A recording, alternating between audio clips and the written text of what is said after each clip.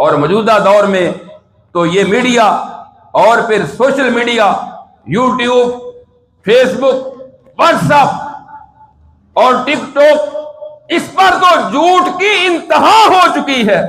اور ایک اور فتنہ آیا ہے، ایک اور فتنہ، بعض بدبخت اپنی گھروں کی، اپنی بیویوں، اپنی ماؤں کی وہ تصویریں بنا بنا کر، ویڈیو بنا بنا کر سارا دن لوگوں کو دکھاتے ہیں، فیملی ولاگنگ، کہ اپنے گھر کا سارا ماحول دکھا دکھا کر، اور وہ سمجھتے ہیں کہ ہم بڑے سمجھدار اور کروڑوں روپیہ کما رہے ہیں۔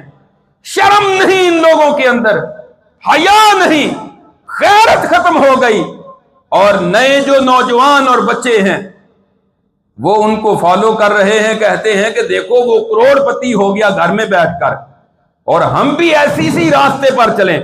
مرد ہے وہ عورتوں کا لباس پہن کر لوگوں کو دکھاتا ہے، عورتوں کی آوازیں نکال کر دکھاتا ہے، لڑکیاں ہیں تو وہ مردوں جیسا بن کر دکھاتی ہیں، تاکہ ہمارے دیکھنے والے، ہمارے فالوورز زیادہ ہو جائیں اور ہمیں گھر بیٹھے اس کا پیسہ ملے۔ یہ ایک نیا فتنہ جو ہے پروان چل رہا ہے۔ ان لوگوں کے اندر غیرت نہیں، حیا نہیں، اپنے گھر کا سارے کا سارا ماحول، اور پھر دین کو مذاق بنا کر، بعض لوگ نماز کو مذاق بنا کر، کوئی 1000 رکعت کی نیت کر کے مذاق بناتا ہے اور ویڈیو بنا کر اس کو لوگوں میں پھیلاتا ہے تاکہ اس کی وجہ سے اس کو پیسہ ملے۔ یہ حرام کا پیسہ کھا کر کبھی دنیا میں بھی سکون نہیں ملے گا، آخرت میں بھی ان کو کبھی سکون نہیں ملے گا۔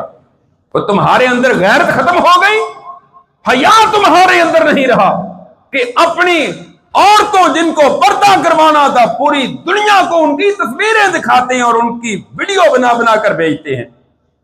کس قدر بے حسی اس قوم کے اندر آتی جا رہی ہے۔